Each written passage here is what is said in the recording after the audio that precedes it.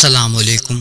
امیر المومنین حضرت علی المرتضیٰ، نام مبارک آپ کا علی ہے اور لقب اسد اللہ اور حیدر مرتضیٰ، کونیت ابو الحسن اور ابو تراب۔ نسب آپ کا رسول خدا صلی اللہ علیہ وسلم سے بہت قریب ہے۔ آپ کے والد محترم ابو طالب، جن کا نام عبد مناف، اور رسول خدا صلی اللہ علیہ وسلم کے والد ماجد حضرت عبداللہ بھائی بھائی ہیں۔ والدہ آپ کی فاطمہ بنت اسد بن ہاشم تھی۔ ماں باپ دونوں کی طرف سے ہی آپ ہاشمی ہیں۔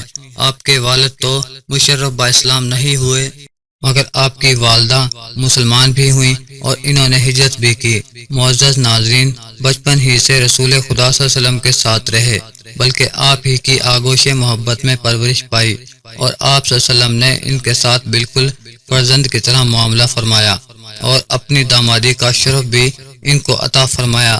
جناب سیدہ حضرت فاطمہ الزہرا، جو رسول خدا صلی اللہ علیہ وسلم کی سب سے زیادہ پیاری بیٹی تھی، آپ کے نکاح میں آئیں اور ان سے آپ کی اولاد ہوئی۔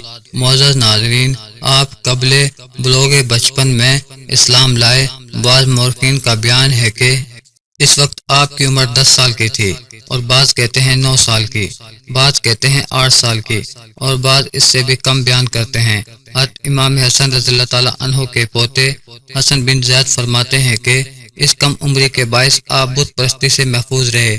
آپ کا قد مبارک پست تھا، جسم قربا تھا، پیٹ بڑا تھا، اور داڑھی بہت بڑی تھی کہ پورا سینہ اس کے نیچے بند تھا، اور بالکل سفید رنگ آپ کا گندمی تھا۔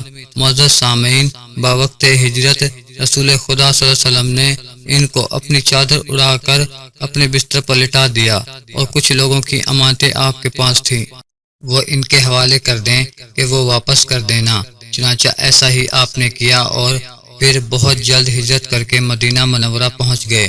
غزوہ بدر میں بہت کارزائے نمایاں کیے، اور بہت سے کافر آپ کی تلوار سے جہنم واصل ہوئے۔ غزوہ احد میں بھی بڑی خدمت انجام دی۔ اس غزوہ میں جب ان حضرت صلی اللہ علیہ وسلم کی شہادت کی شہرت ہوئی اور آپ کا پتہ میدان جنگ میں نہ ملا، اور بعد میں معلوم ہوا کہ آپ فلاں مقام پر ہیں، تو صحابہ کرام رضی اللہ تعالیٰ عنہ سبقت کر کے آپ کے پاس پہنچے۔ ان میں حضرت علی رضی اللہ تعالیٰ عنہ بھی تھے۔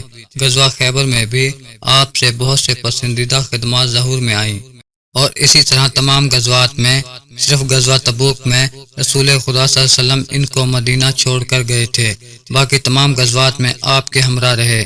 معزز ناظرین، 9 ہجری میں رسول خدا صلی اللہ علیہ وسلم نے حضرت صدیق رضی اللہ تعالیٰ عنہ کو امیر حج بنا کر روانہ کیا۔ ان کی روانگی کے بعد سورہ برات نازل ہوئی۔ اس کی تبلیغ پر آپ نے حضرت علی مرتضیٰ رضی اللہ تعالیٰ عنہ کو مامور کیا۔ جب ان حضرت صلی اللہ علیہ وسلم کی وفات ہوئی تو آپ کے غسل دینے کی خدمت آپ ہی کے سپرد کی۔ معزز ناظرین، آپ کی شہادت کی خبر رسول خدا صلی اللہ علیہ وسلم نے پہلے سے ہی دے دی تھی۔ چنانچہ ایک روز آپ نے خود حضرت علی رضی اللہ تعالیٰ عنہ سے فرمایا کہ اے علی، اگلوں میں سب سے زیادہ شکی وہ تھا جس نے صالح علیہ السلام کی اونٹنی کے پیر کاٹے تھے، اور پچھلوں میں سب سے زیادہ شکی وہ ہے جو تمہاری داڑھی کو تمہارے سر کے خون سے رنگین کرے گا۔ واقعہ آپ کی شہادت کا یوں ہوا کہ جنگ نہروان کے بعد 3 خارجی مکہ میں جمع ہوئے، عبد الرحمن بن ملجم، برق بن عبداللہ، عمر بن ابی بکر، اور ان تینوں میں باہمی یہ معاہدہ ہوا کہ ان 3 شخصوں کو قتل کر دینا چاہیے، علی رضی اللہ تعالیٰ عنہ بن ابی طالب اور معاویہ بن ابی سفیان کو، اور عمر بن عاص کو، تاکہ خدا کے بندوں کو ان کے مظالم سے نجات مل جائے۔ ابن ملجم نے کہا کہ میں علی کا کام اپنے ذمہ لیتا ہوں۔ برق نے حضرت معاویہ رضی اللہ تعالیٰ عنہ کے قتل کا ذمہ لیا، اور عمر بن ابی بکر نے حضرت عمر بن عاص کا، اور سب نے یہ طے کیا کہ تینوں شخص اپنا کام ایک ہی تاریخ میں کریں گے، یعنی 11 رمضان کو یا 17 رمضان کو۔ اس معاہدے کے بعد ابن ملجم کوفہ پہنچا، اور وہ دونوں ملک شام گئے۔ وہ دونوں اپنے مقصد میں کامیاب نہ ہوئے۔ حضرت علی المرتضیٰ رضی اللہ تعالیٰ عنہ کی عادت تھی کہ فجر کی نماز کے لیے بہت سویرے مسجد تشریف لے جاتے تھے، اور راستے میں الصلاۃ الصلاۃ کہتے جاتے۔ اس دن ابن ملجم راستے میں چھپ کر بیٹھ گیا، بس جیسے ہی آپ پہنچے اس نے آپ کی پیشانی مبارک پر تلوار ماری، جو دماغ تک پہنچ گئی، اور خون سے آپ نہا گئے۔ داڑھی آپ کے خون سے تر ہو گئی۔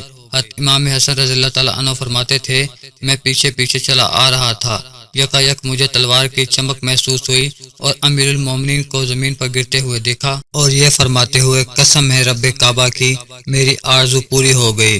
جس صبح کو یہ واقعہ ہوا اس شب میں آپ نے خواب دیکھا اور امام حسن رضی اللہ تعالیٰ عنہ سے بیان فرمایا کہ آج میں نے رسول خدا صلی اللہ علیہ وسلم کو خواب میں دیکھا اور میں نے عرض کیا یا رسول اللہ آپ کی امت سے مجھے بہت اذیت پہنچی۔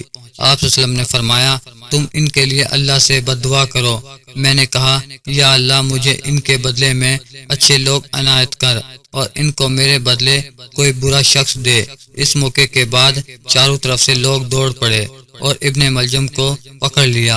حضرت علی المرتضی رضی اللہ تعالیٰ عنہ نے اپنے سامنے اس کو قتل نہیں ہونے دیا اور فرمایا کہ اگر میں اچھا ہو گیا تو پھر مجھے اختیار ہوگا، چاہوں گا تو اس کو سزا دوں گا یا معاف کر دوں گا، اور اگر میں نہ اچھا ہوا تو پھر یہ کرنا کہ اس نے ایک ضرب ماری تھی تم بھی اس کو ایک ہی ضرب مارنا۔ یہ واقعہ جمعہ کے دن ہوا تھا اور شب یکشنبہ میں آپ نے وفات پائی۔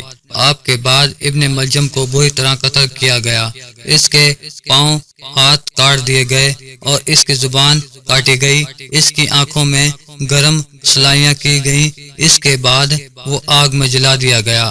آپ کے مدفن میں اختلاف ہے مگر مشہور قول تو یہی ہے کہ آپ کا مزار مبارک نجف میں ہے۔